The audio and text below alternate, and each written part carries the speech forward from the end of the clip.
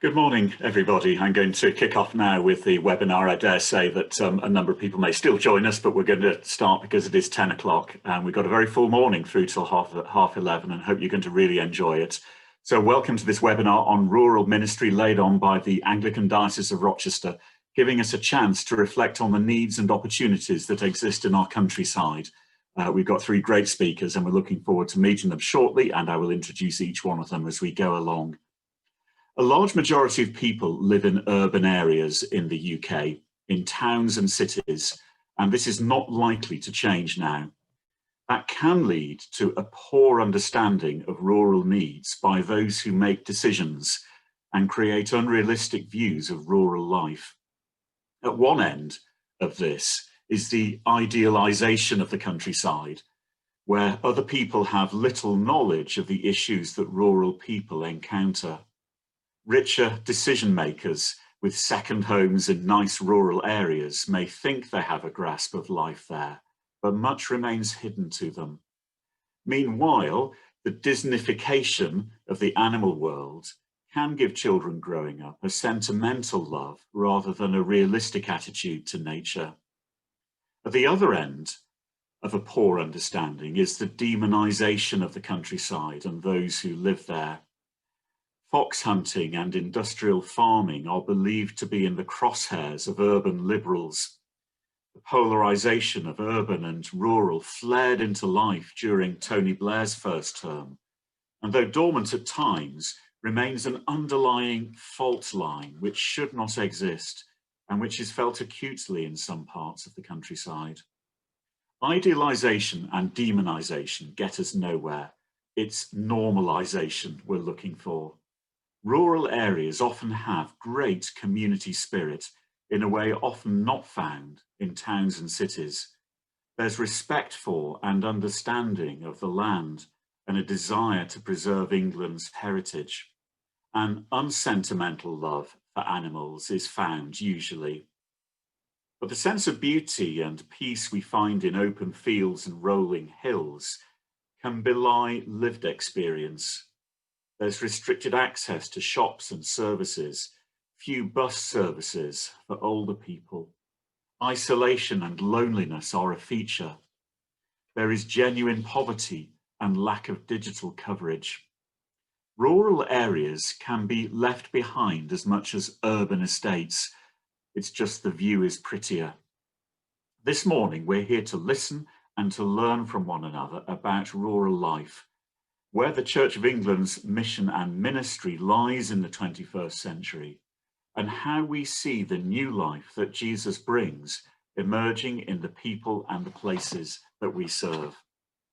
So without any further ado, I'm going to introduce our first speaker this morning, who is the Reverend Claire Maxim, who is the CEO of the Arthur Rank Centre. Claire was originally an engineer, has an MBA from Henley Business School, a diploma in applied theology from the Queen's Foundation for Ecumenical Theological Education in Birmingham, and is studying for a professional doctorate at the Centre for Rural Ministry Studies at the University of Warwick. Claire, we're really grateful you've spared us this time this Saturday morning and look forward to what you're going to say to us now. Over to you. Thank you.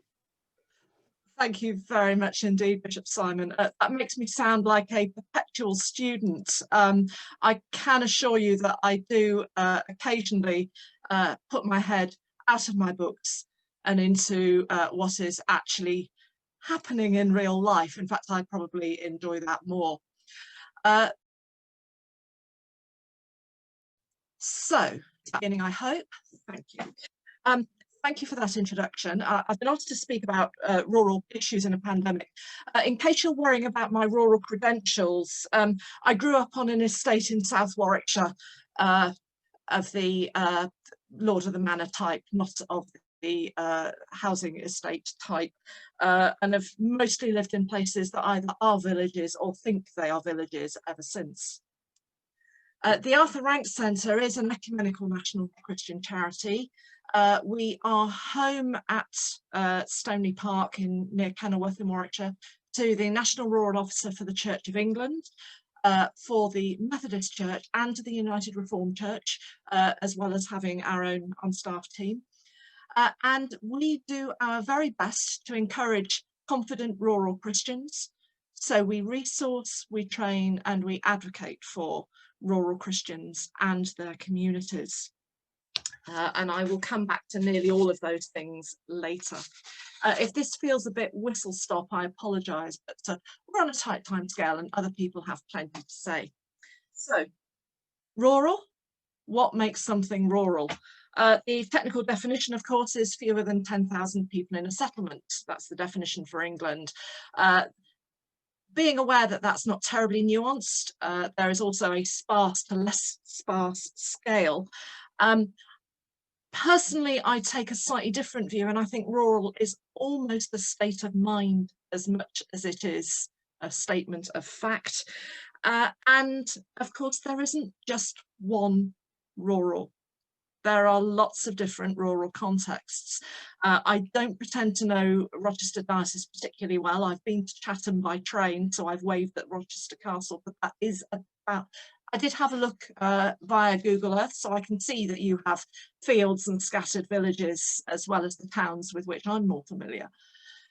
So your context is not like that of Herefordshire or Cornwall or Derbyshire, but it is still rural, and you are allowed to say so loud and proud. I occasionally get people playing rural one-upmanship, you know, I'm more rural than you are. It's not helpful, and it's not fair. Some rural Church of England statistics. 40% of church at COV attendance is in rural churches, out of about 17% of the total population. So in attendance terms, at any rate, rural church is alive and well, thank you very much. That might contradict the perhaps prevailing tale of woe and desperation that appears, but the rural church is actually holding up remarkably well. And it's at this point that I'm going to use a very Arthur Rank Centre phrase that's been in use since long before my time, which is to remind everyone that a satsuma, you know, small orange fruit, particularly Christmas, is very good at being a satsuma. It is not a failure at being an orange. A satsuma is not a failed orange. A small rural church is not necessarily a failing church. Some may be, but an awful lot aren't. A slightly political point, you know, the total rural population of England is about 9 million people. The population of metropolitan London is currently 9.3 million people. And I get quite irate that all the policies that get made emanate from the 9.3 urban rather than any of them from the 9 million rural, which leads us to rural proofing, which is a never helpful attitude. During COVID-19, I think what we have all seen, probably for ourselves as well as nationally, is a very mixed experience. The Church of England has been gathering statistics, and very, very roughly they go 1/3 of churches have grown, 1/3 of churches have stayed the same, 1/3 of churches have declined. We've seen a move to worship online where broadband will allow, and of course 7% of the UK doesn't have broadband. We've seen telephone dial-in services, and we've seen the distribution of resources to help people to worship on their own or in their own households. And all of those things are valuable. All of those things have their place. And many people, I think, are hoping that those things won't be lost. In Christian life, outside of direct worship, we've seen a lot of volunteering, and we have seen the use of church networks, particularly in rural places. I was privileged to sit on a panel hastily convened towards the start of lockdown within the first week or two by my own diocese, where I have permission to officiate. And there was a discussion. Those in the city were hooking up with their local city councillors, hooking up with the city council, were becoming hubs. And there was a very, very centralised, replicable model of getting, initially certainly, food to people that was being rolled out by the council, aided by those city churches. Of course, when it comes to rural places, it's much more organic than that usually. There was a lot of use of pre-existing networks. There was a lot of use of pre-existing Facebook pages, be they church or community. And Christians were very, very active within those, whether it was overtly church or not. I know that there was a certain amount of disquiet that this couldn't be organised centrally. But rural places aren't that used to being organised centrally, mainly because they quite often have to do things for themselves anyway. There is that expectation that they will help themselves and each other. And that's a very different experience to the city. And I think during Covid-19, that's become ever more stark as one of those dividing fault lines that Bishop Simon talked about. For many churches, many church leaders, I think, have been through the great guideline debate, and much energy has been expended in rules of 6, 12, 18, 15, what happens when, and I have nothing but admiration for all my colleagues across the nation who've dealt with this. It's quite close to my heart because the National Rural Officer for the Church of England promptly got seconded into the recovery group, so it's been at the heart of that process, and I've seen some of the difficulty of actually producing guidelines in the face of what's happening on a day-to-day basis. We've seen, as I've alluded to, this variable growth and decline. We've seen it perhaps be easier for people to join a Zoom service or to watch a Facebook stream or a YouTube stream than it is to pluck up courage to walk through a door. And I have to admit that I am understanding the attraction of church at my kitchen table with my cup of coffee on a Sunday morning. It's actually quite nice. Of course, it loses vital elements, but it also gives something, and that it includes those who would not necessarily ever normally be able to be present, or it can include them. And those lessons, I think, we need not to lose. The elephant in the room, which I'm going to name and move on from, is of course money, and how that has affected the income of individual churches and of dioceses. I'm not going to say any more about it. I'm just noting that I'm aware of it. I am not known for my prophetic voice. It's not one of my giftings. I'm quite proud that the first week of lockdown, I ordered laptops at some thousands of pounds for all staff to work with at the Arthur Rank Centre, whilst thinking this may be the biggest waste of money and we'll be back in the office within 3 weeks. So that's the best piece of prophecy I've managed this year. However, I think we do face a long haul, and I think there are a couple of things that we need to do in order to get through that long haul. One is making sure that each of us finds support from wherever we can and finds the things that give us joy. That's really important, because what we could do without is a lot of very tired people, which is where most church leaders are at the moment, in my experience, actually going on to burnout. We need not to do that. So find your support networks. Anything that we at the Arthur Rank Centre can do to help that, we will. Second thing is work together.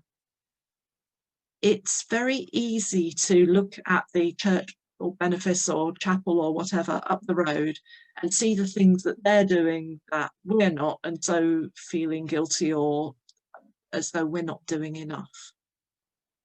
Actually, as I've already said, prophecy is not one of my giftings. I have other giftings. We all have our giftings.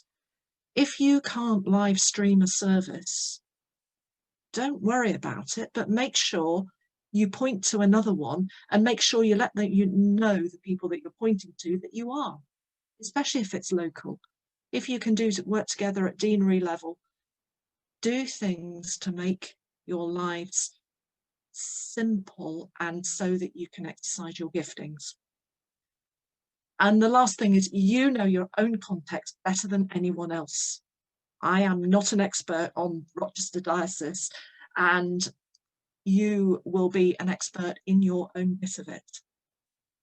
So trust yourselves. You know what you're doing is good. You know what you want to continue. You know what you want to stop.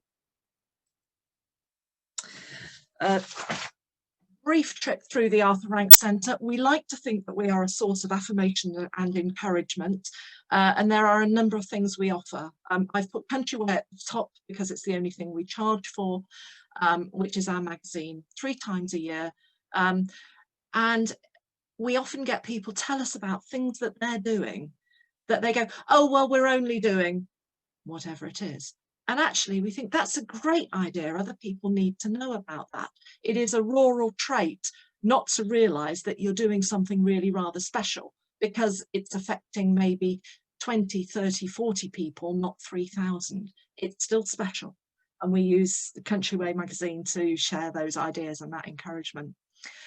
Our monthly email is generally full of useful links and resources and news. And by resources, I mean not only things like group studies and how to open church. That's a terrible example at the moment. How to encourage people to put worship on together. But also things like liturgical resources. If you go onto our website and Google harvest or rogation or anything, you will find useful liturgical resources for the church year and the agricultural year. During Covid-19, we're very, very proud of the fact that we thought at the beginning of lockdown, one of the things we could do was to circulate reasonably regularly something much less practical than we would normally circulate and more obviously biblically based. All of our stuff has a base in Christianity, don't mistake me, but we don't normally in ARC News print out a Bible passage, a prayer and a reflection. But that's what we did from the start of COVID-19. We asked other people to join us and contribute to that from, so we have a spectrum which goes from the Roman Catholic Church through New Wine, Pentecostal, some of the independent churches that operate in rural places, and pretty much all the major denominations are involved. If anyone knows of any rural Orthodox churches, do please put me in touch with them because we'd love to involve them. To find any of these, wander onto arthurrankcentre.org.uk and it is a mine of liturgical stuff, research and ideas. We do offer training. We offer a short orientation course for those who are new to rural church, mainly aimed, if I'm honest, at those who've spent a lot of time in urban or suburban, have looked out into those lovely luscious green fields and decided it looks like a good place to be, have then landed and discovered that it's not quite the same as where they were. So it's designed to help orientate people. And we offer a leadership programme, which is, although it develops many ideas that you would see in a leadership programme anywhere, it's absolutely rooted in rural practice, which is much less common. So again, you can find out more about those on our website. So we are ecumenical and we encourage everybody. I know this is a Church of England based webinar, but we do encourage people always to work across the churches if they possibly can. In rural places, it's so important. We try to be friendly and approachable. So if you see something, learn something, discover something, and you want to tell us, please get in touch with us. We're always glad to hear. And if you are wondering who might help, It may not be us, but we often know someone who can, so we're worth an ask. You can see my email there, and I think these slides are being circulated anyway. You can see our web address. I'm not putting our phone number up at the moment because we're still working from home at this point, but please get in touch. We would absolutely love to hear from you, and we'd love to hear about what you're doing. Thank you.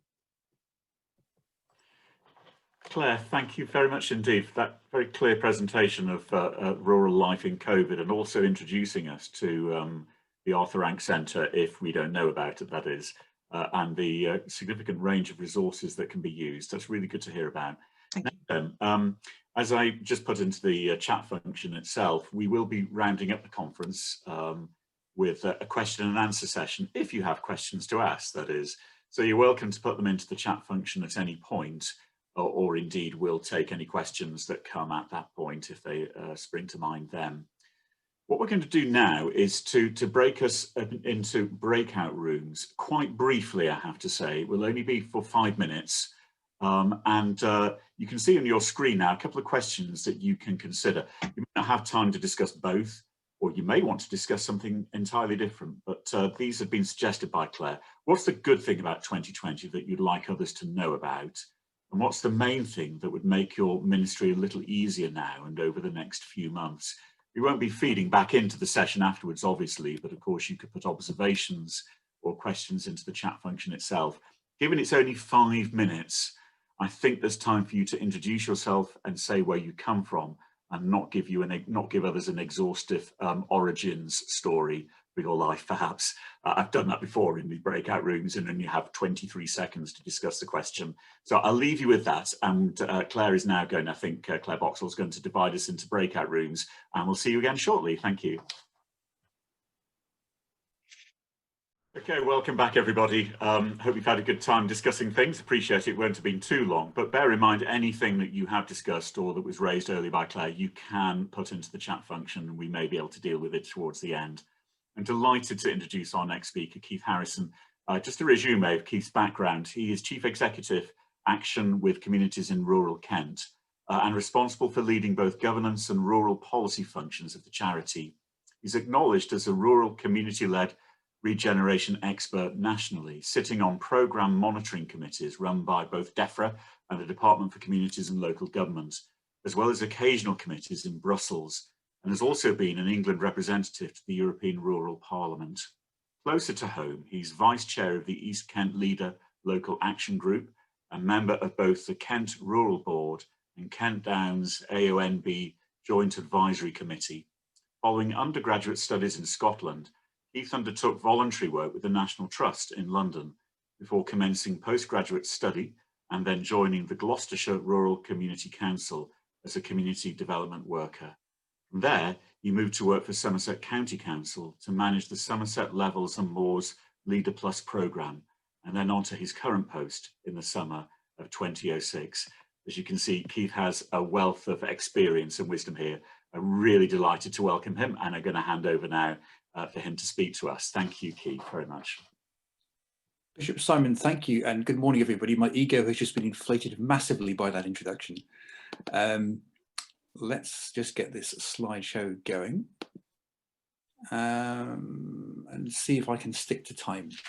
So I was taken by Bishop Simon's introduction at the beginning of this morning's seminar when he talked about normalisation, and what I'm hoping to cover here is normalisation of what's good. In a time of pandemic, we can focus on all the negatives, and we heard from Claire's talk before that there's a lot that's positive that's going on. People don't always want to promote what they're doing as great because they don't see it that way. And what I'm going to do is cover this from an approach of, I suppose this is about feeling isolated but not needing to be isolated, which is quite a classic rural position to be in. The key to what I'm going to talk about is about people coming together, which of course in the church happens. And this is done through neighbourliness, through local groups, community organisations, faith-based bodies, including the churches, good neighbour schemes and so forth. And I'm going to have a fourfold take on this. So we're going to look at a little bit at challenges, a little bit at solutions, including some solutions that maybe don't work, a bit about the opportunities we've noticed in the pandemic, and then I'm going to finish with a little bit on action with communities in rural Kent too, and hopefully keep it as upbeat as I can. And I want to also pick up on Claire's talk where she gave a bit about her rural credentials. So I feel almost duty bound to share a sort of church related one for me. And I grew up in a new town in the south of England, but my paternal grandparents lived in a village in Somerset. So my first experience of rural church was in their village on the edge of the Somerset Levels. And they had a fantastically named vicar there called the Reverend Virgin. And he happened to be an exorcist as well. So my introduction was quite, I didn't see any exorcisms, but it was quite an interesting way to be introduced to the rural church. And then that community, the church and the village hall, worked hand in hand. So anything major happening in the village happened between the two structures in a coordinated way, which was a really nice coming together of the secular and the faith-based. So let's look at some challenges. And a classic one for rural areas is saying, oh, we're a long way from anywhere. And in Kent, maybe that's more psychological than real, though for some people it isn't. We've got a rural population of between 400 and 450,000 people across rural Kent. And a good proportion of those are in the Rochester diocese to the west. And Kent is the third largest rural county by population, only North Yorkshire and Devon exceed it. We've got 313 civil parishes, so with parish councils and meetings and so forth. Something like 400 village halls, which are community-owned charitable bodies. And still about 20% of our rural population lives with some form of poverty. So it's not a county without its own challenges. The notion that we are a long way from anywhere is the bread and butter of the work of bodies like Rural Kent. And there's an organisation like us in every county in England. So we are really about trying to help rural communities to come together to solve problems that either the market or the state isn't providing because of the geography. If everybody living in rural England had the same access opportunities everybody living in London or Birmingham or Manchester, we would not need to exist. And ultimately that is our aim, that everything's equalised, and so we don't need organisations like ours. So we are a long way from everywhere, and anyone involved in our organisation knows about that. And we do have recognition, but that recognition comes from often the usual suspects. So it might be members of the House of Lords who've got a rural connection. It might be bodies like the Food, Farming and Forestry Commission who've put out their field guide this year. It might be ACRE, Action with Communities in Rural England, our national association, that this week have released the 10-yearly Village Hall Survey report looking at halls issues across the country. And the one that strikes me there is that if you extrapolate the data, there's about £29 million of urgent repairs on village halls required in Kent at the moment. So we have that recognition, but we're often dismissed or can be forgotten about easily. And the pandemic has highlighted some of this. So we are involved in structures run by the Department for Culture, Media and Sport and DEFRA at central government level to look at influencing how the country is dealing with the pandemic. But within Kent, there is no rural contribution to the recovery process led by the county council here. And so there is a bypassing of that. Almost 30% of the population, which is deemed to be part of the mainstream. And that issue is something that can be quite difficult to tackle, but it's bodies like yourselves and like ourselves which help communities to overcome that. And you can see in the photographs here, we've got a few examples of things there. We have a fitness class going on in a woods somewhere near Smarden on the left-hand side of the screen. We've got a bit about a green burial initiative in Headcorn. We've got the Barron Community Shop, which is a village hall and a social enterprise. And we've got a celebratory event towards the right, which was actually to do with the village shops. We're running village shops that we award for their community contributions. So there are challenges. We are far away. We have a small population, we have a dispersed population, public policy and the market doesn't provide everything. And in a pandemic, that can make things worse. It means that we have to be even more reliant on each other. But some people are looking at that. And we've been able to draw in some new investment on the back of this to help rural communities to overcome some of the issues they've got, which has been rather welcome. But I have to praise both the National Lottery Community Fund and one or two government funds for that basis. So what about the solutions? Some solutions that are proposed are well intentioned, but perhaps a bit out of step with reality. And the two pictures you've got there maybe illustrate this. One is a foggy view over a hill near here. Yeah, let's go and do something, but actually we can't see where we're going. We need some help. And the other one, the post bus, that's in a village called Hodsall Street, which is in the diocese. If you look at it closely, it's a nice timetable, but you'll wait an awfully long time for the bus. That timetable has stayed there since the bus service stopped. We've got the village halls, 400 of those in the county, and an affordable housing scheme there. So those are things that do work.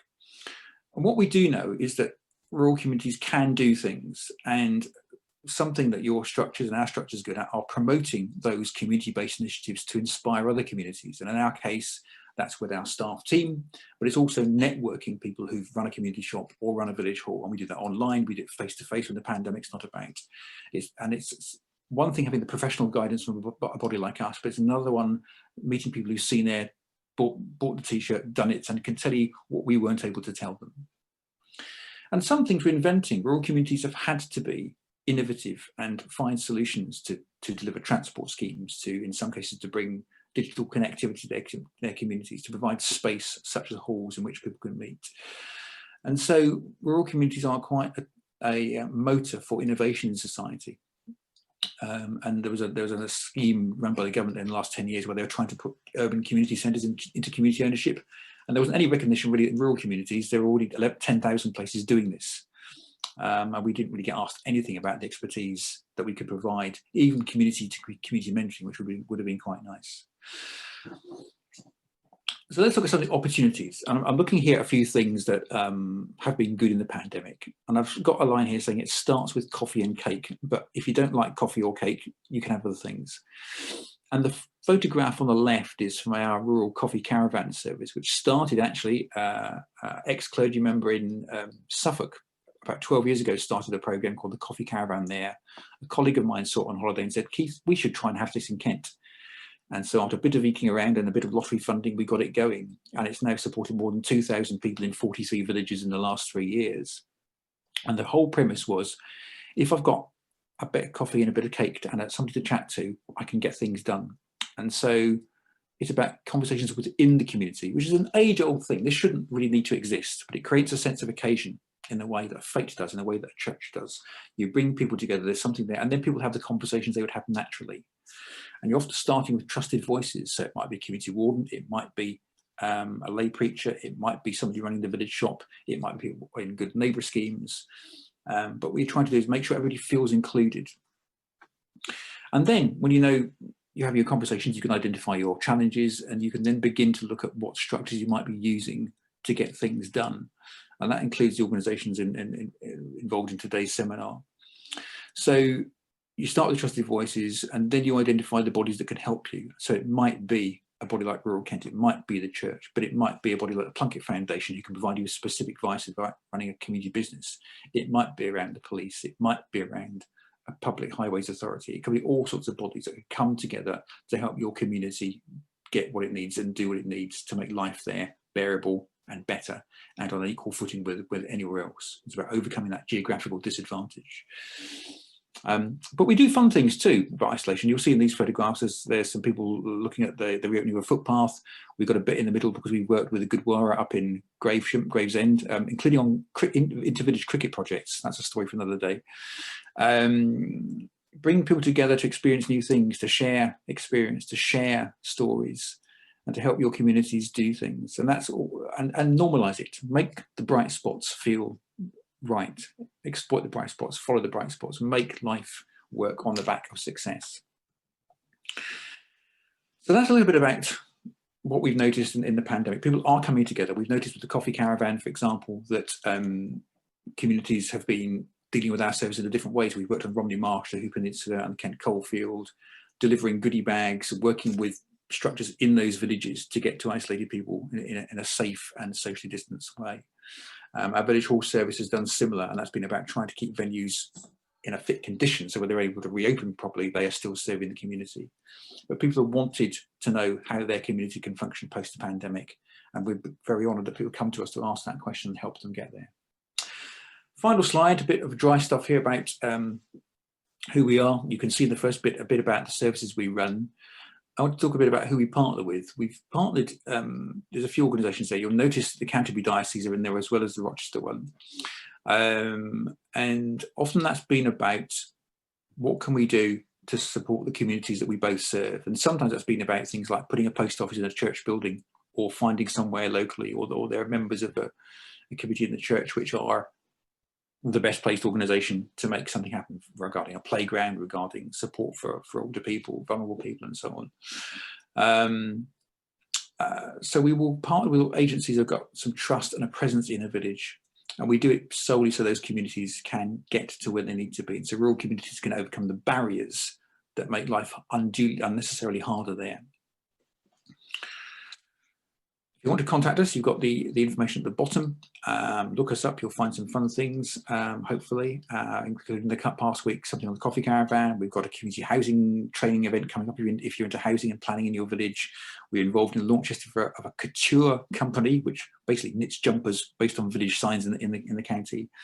So there's a whole host of things that we get up to, like yourselves, but it's all about helping rural communities to identify and address their needs. Thank you very much. Thank you very much indeed, Keith. That's great. Really helpful for people to have that perception of the work of action with communities in rural Kent and how we partner with them in a number of different ways. We're going to break into breakout rooms again now for 5 minutes. This is the last time we'll do this. And I think we have one specific question that Claire's just about to share with us. What's gone well about community or partnership projects and initiatives that you've been involved with, and why do you think the good things happened? So that might be a context for your discussion, but again, please feel that you've got the freedom to talk about whatever you want to in relation to rural issues in the next 5 minutes, and then we'll come back and listen to Kristen talk, and after that we will have a question and answer session, assuming you brought the questions to the table. So look forward to seeing you shortly. Thank you very much. Welcome back, everybody. Hope you've had a good time in the breakout room. We gave you slightly longer than 5 minutes because we're running a little ahead of schedule, but we'll see how we go for the rest of the conference. I'm delighted to introduce our third and final speaker this morning, who is Kristen Stevenson. Now, Kristen will be known to many of us already because of her work. She is Church Engagement Manager for the South and East for the Bible Society, and I think many of us will have had experience of her very intelligent, wise and creative work over the last few years, and it's a delight that she can join us on this Saturday morning. I don't have a long biography about Kristen actually, but we didn't have enough time to create that, but I know that 1967 Ford Mustangs feature highly in it. I'm going to hand over to her now, and thank you very much indeed for joining us today, Kristen. Thank you very much. So be careful what you tell Bishop Simon. It turns up in the strangest of places. Thank you all so much for allowing me to join you this morning, and thank you, Claire, for organizing this event. The French philosopher Voltaire once said, 100 years from my death, the Bible will be a museum piece. Now, I'm happy to tell you this morning that 100 years after his death, the French Bible Society set up their headquarters in Voltaire's old home in Paris, because the Bible is not a museum piece. But we can't just let it sit on a shelf like something from a museum. We have to open it and engage with it. Now, I know as being the third speaker, some of you might be getting your Zoom fatigue setting in. So I'm going to promote a little exercise. Don't be scared, nothing like Joe Wicks, but I would like you to all cross your arms. Actually, I can see a few of you doing it already. So everyone cross your arms this morning, please. Very good. Now, I learned statistically, 7 out of 10 of you will do it left over right. Now I'm going to see the top of everyone's heads as you look down and check and see if you're a left over right or a right over left. So now that's not the number I want you to remember today. The number that I want you to think about today is that here at home, 9 out of 10 people are not engaging with the scriptures. That's 9 out of 10 people in the Southeast. That could be 9 out of 10 in your own church. Now you might say to me, not my church, but when I go into churches, visit church leaders, one thing that I am hearing is that we are experiencing a famine in this country. And that's not one we'll see reported on the news, but what I'm talking about is a real shortage of hearing and reading God's word. So what are we going to do about it? Well, first thing we're going to do is share my screen.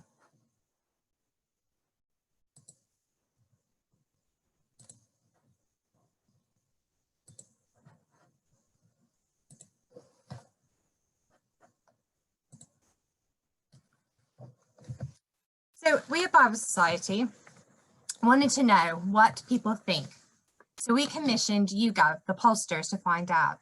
We asked nearly 20,000 of their panelists to complete a survey with over 100 questions to find out what they thought about the Bible and Christianity. Some of these questions were simple behavioral questions. How often do you go to church? How much of the Bible have you read? Others were more attitudinal. What do you think is the main role of the church in modern Britain? How confident would you be explaining the overall story of the Bible? Now, 20,000 is a huge sample. We believe it's the biggest survey of its kind ever undertaken. Asking this number of people was important to us because we wanted a representative view of the people in England and Wales. And this allows us to have a view of different denominations, of practicing Christians, of age groups, and locations in the country. So what did we learn? Here's just one example of what we learned. So a nation divided. You'll see at the bottom, the church doesn't understand modern Britain. So 74%, if you put the agree and the neither together, a large chunk don't believe that the church understands modern Britain. What about the role of the church? Well, on average, half said that the main role of the church should be to serve the poor and those on the edges of society. So what does that mean our role is in how people perceive what we do as a church? Now, the survey was nearly 20,000 people, as I said. That's a very large group. Very few of them, if any, will completely fit the average response. To make the insights truly actionable, we need to understand how the people then cluster into groups that answer similarly. Only doing this will allow us to reach the people who are interested, but whom we see infrequently, if at all. Segmentation allows us to understand how the total population of England and Wales breaks down into groups based on what they think, believe, and feel about Christianity and the Bible. Knowing this will help us to understand their needs and wants.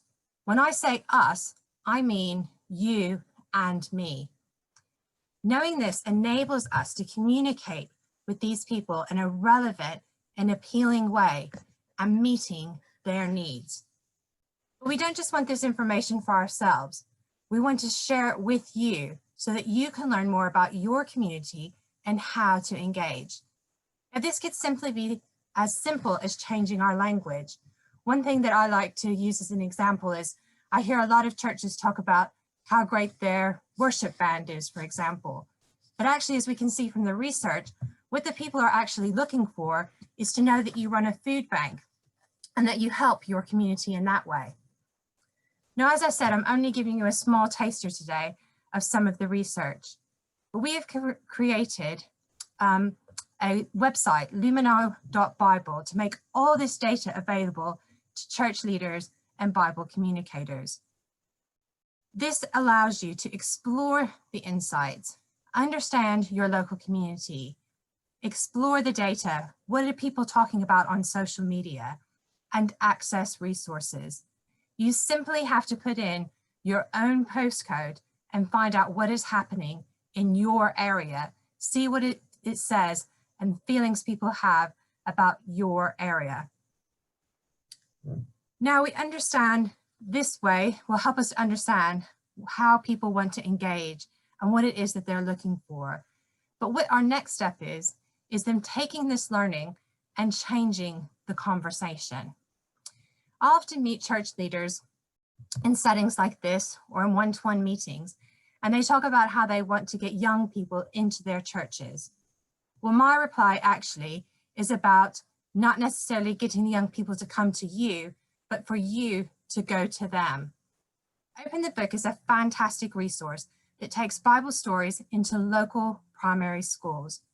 You're all aware of the requirements for schools to have assemblies or collective acts of worship.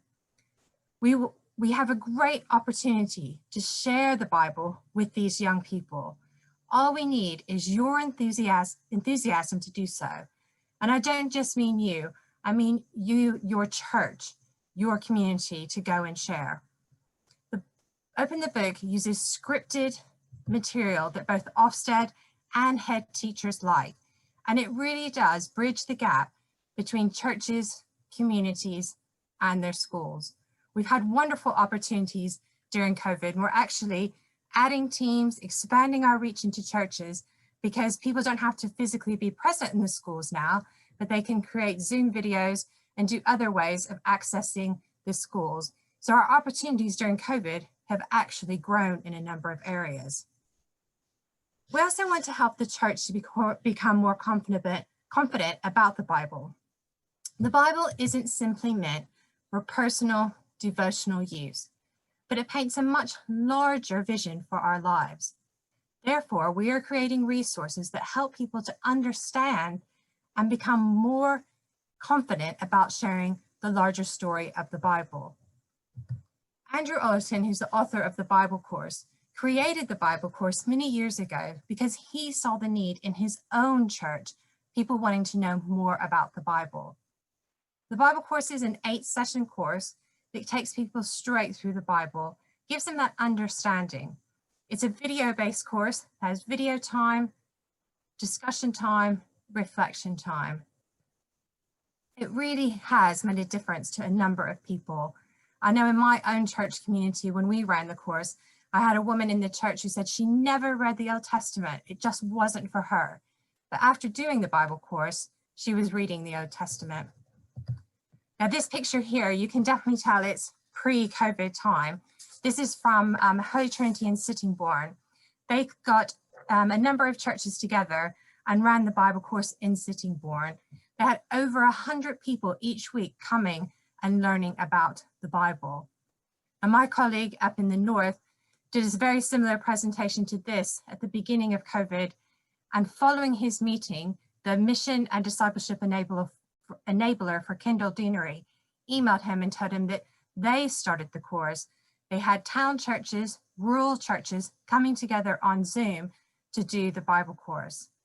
Now I know that video has given us and Zoom have given us a lot of opportunities that we wouldn't normally have to gather people and bring them together.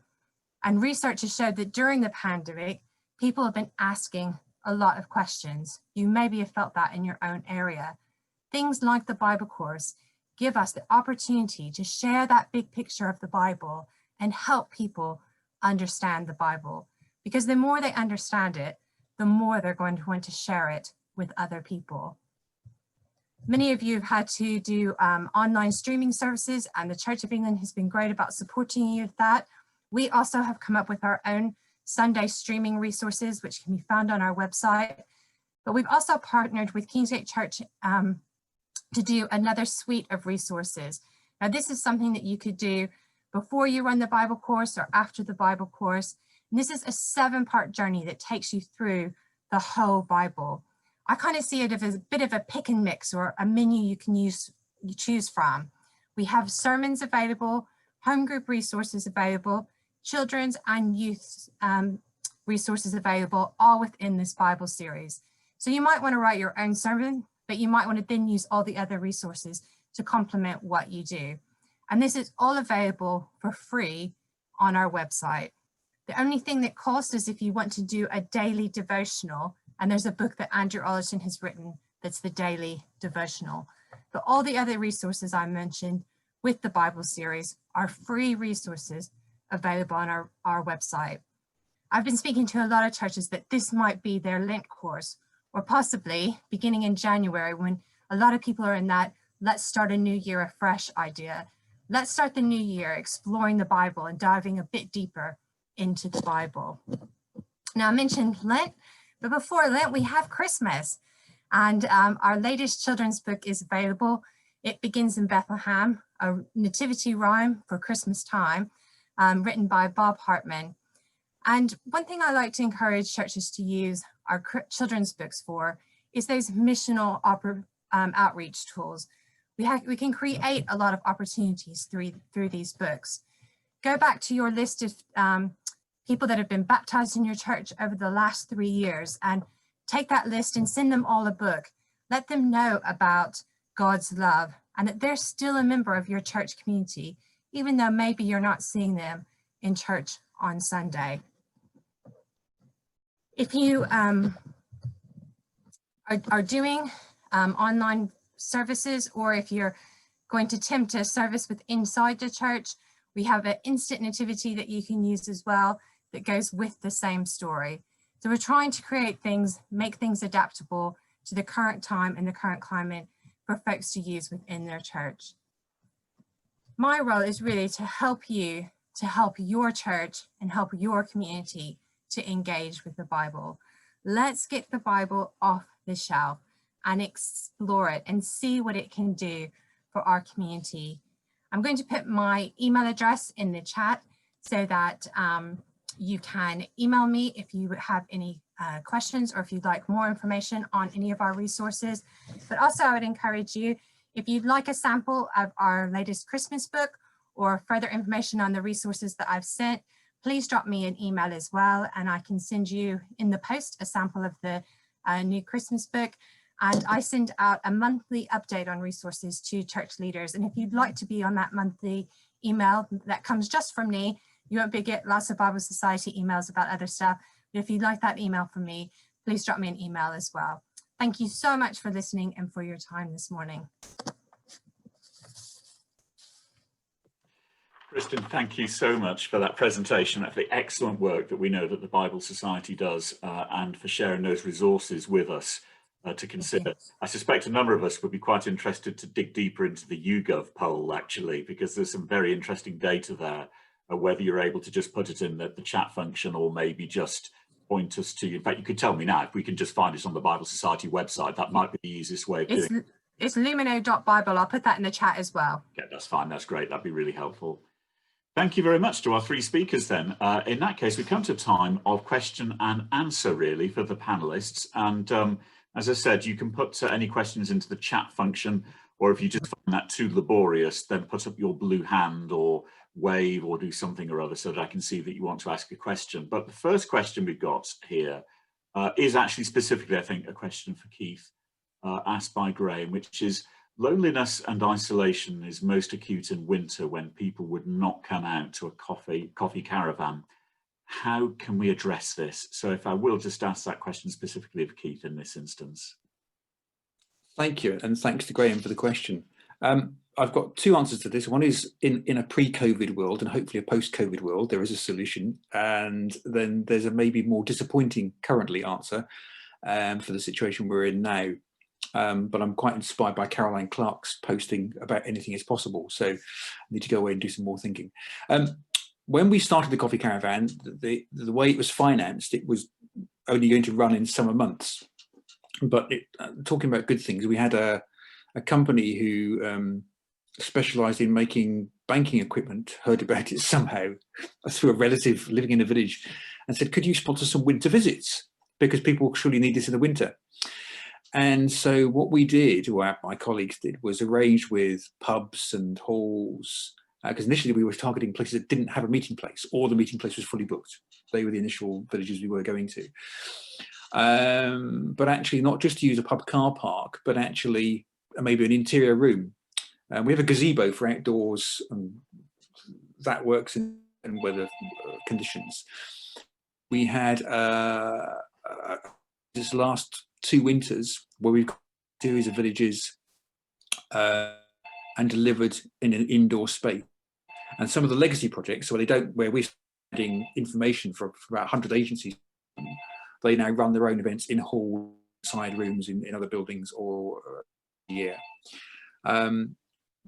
COVID, we've had a problem. We've had to stop all other than the specified drops where we've got targeted individuals referred to us.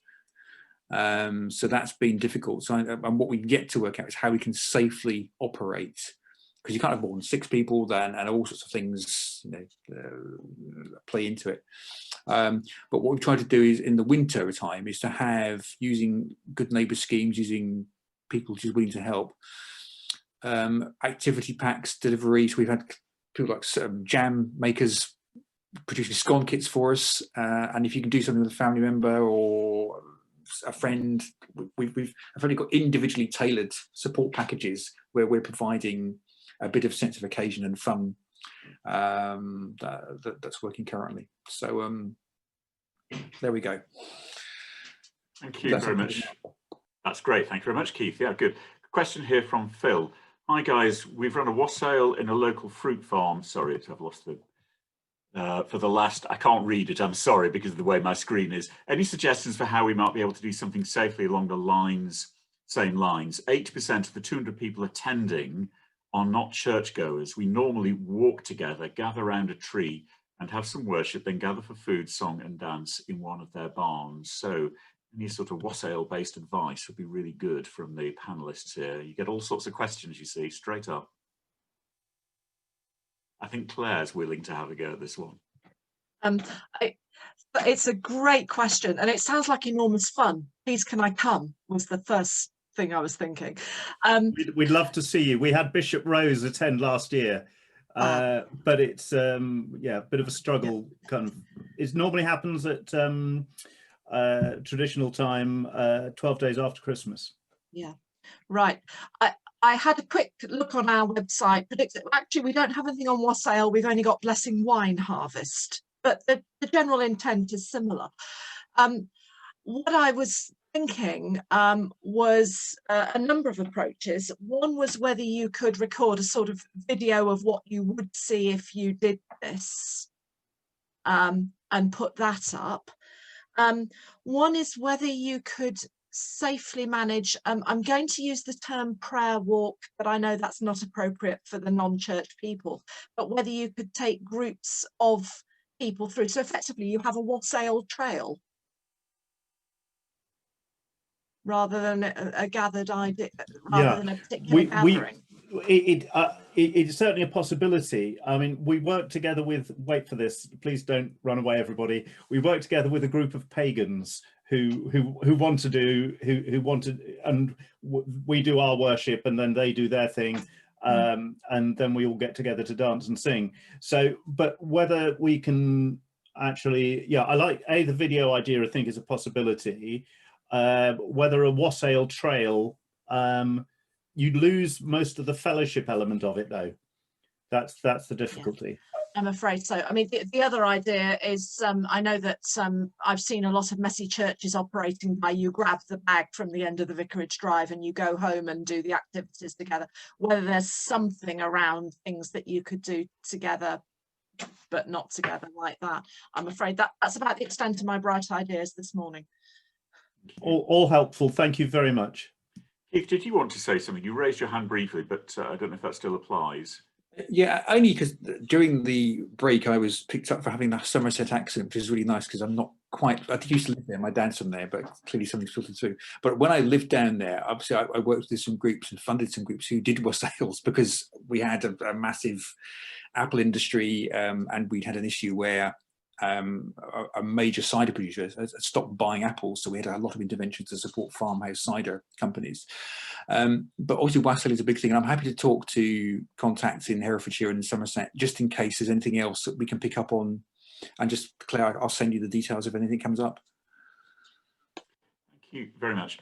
Next question is from Keith, who says, how have village halls been coping with all the guidelines and regulations around COVID? Brackets, without opening a Pandora's box here. If there are any observations that people want to make, then please do so. Thank you. Do you want me to give a quick answer on this one? Yeah, I think just an overview would be interesting. Yeah. My colleague Jenny Bradbury, who's our village halls advisor, might have to give you an answer, and it might be a scream. But on a serious level, every day we're getting different challenges. Halls have done a wonderful job in remaining committed to being open in the longer term, serving their communities. I think, and they've been given guidelines and regulations at times that clash with existing legislation. It's been a real challenge. So not all halls have reopened. We're providing a weekly information service, news exchanges with them. Some have gone down the route of opening for specific activity where they've been able to do so and they've been able to be COVID secure. Others haven't. All I can say is how they've been coping in the circumstances exceptionally well. Thank you very much. Yeah, Julie. Yeah, a quick question for Keith Harrison, which is, if out of this webinar we have 20 churches who have brilliant ideas they want to talk to you about, I'm just slightly concerned we might sink your organisation. Would it be better if we filtered that through our community engagement and social action team through Caroline Clark and Keith Berry, rather than people herring straight to you?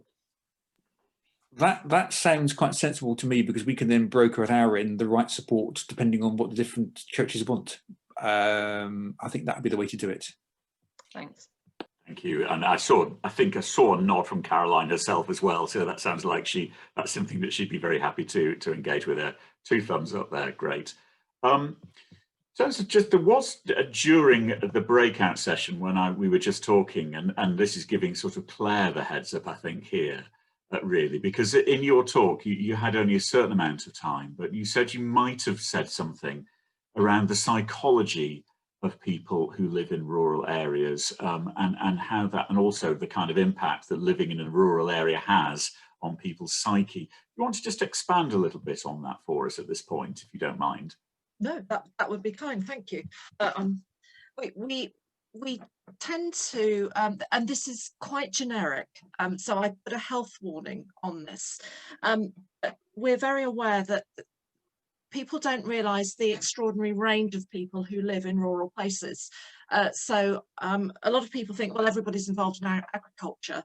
Well, actually, it's about 4% of the population tops is directly involved in agriculture, whereas in former times, of course, it would have been a lot greater. But you see people who are what I would say old inhabitants, in, you know, they've lived there, their dads live there, their granddads live there, their great-great-granddads live there, and they've lived in the village as a family for a very long time.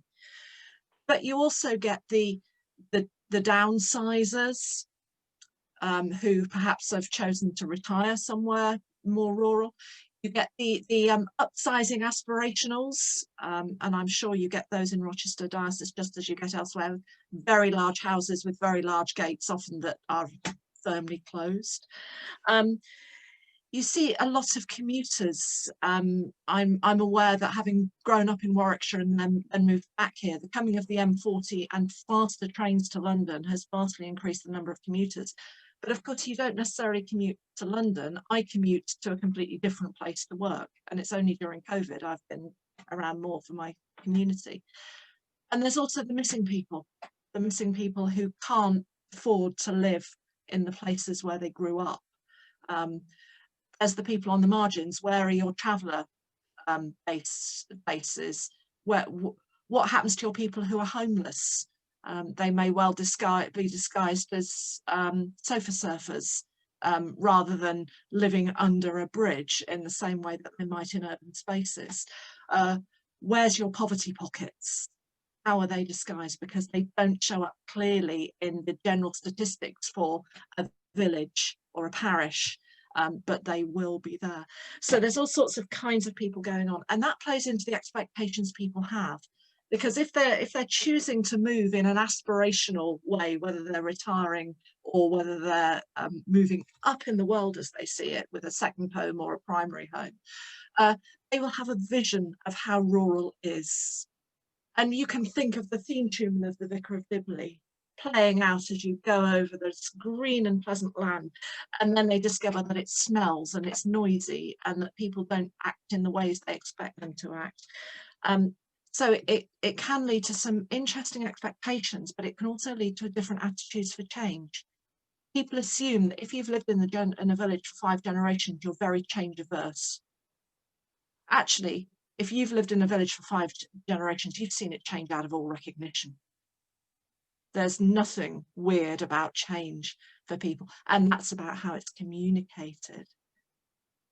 Whereas if you have memories of matins at 10 o'clock on a Sunday morning and suddenly matins does not feature, you might be faced with people requesting a return to matins, which I was brought up on BCP. I love matins, but even I accept it's not the most missional tool that we have when we're speaking about Jesus in the countryside.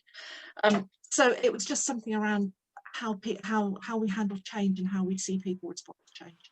Sorry, that was a bit long-winded. No, that's great, Claire. Thank you very much. I don't know if anybody has any questions off the back of that they want to ask Claire in terms of her overview.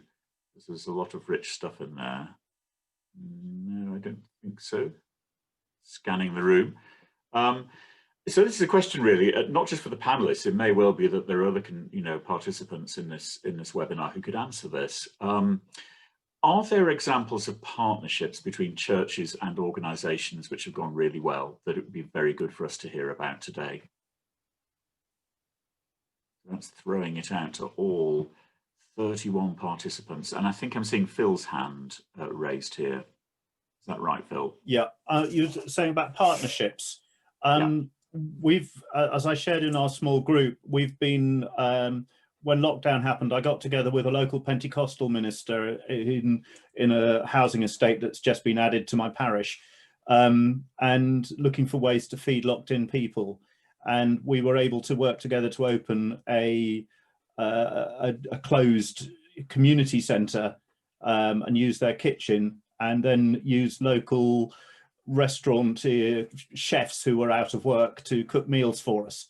And we've fed about 4,000 people in the local community, 4,000 meals, sorry, in the local community over the last few months.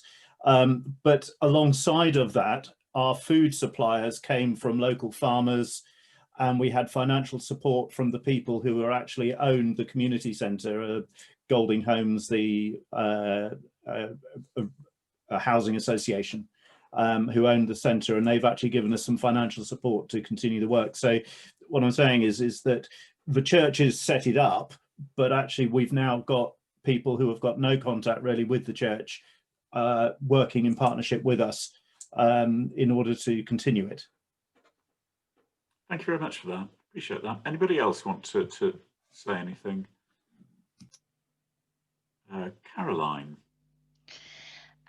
We tend to find that churches put the kettle on, and then when the partner agencies come in, so we have CAB that come in, we have the Healthy Walks 1 U Kent that come in, the partners bring their experience and their expertise to the table that we use. And that allows the churches to do what they do best, which is our hospitality and organisational skills, even when it's churches getting together to do something, especially something around homelessness, social isolation, all of those things that we do really, really well. And the great news is that the agencies bring an energy with them, and that allows people who don't come to church, who perhaps would like to get involved with that activity, to get alongside it.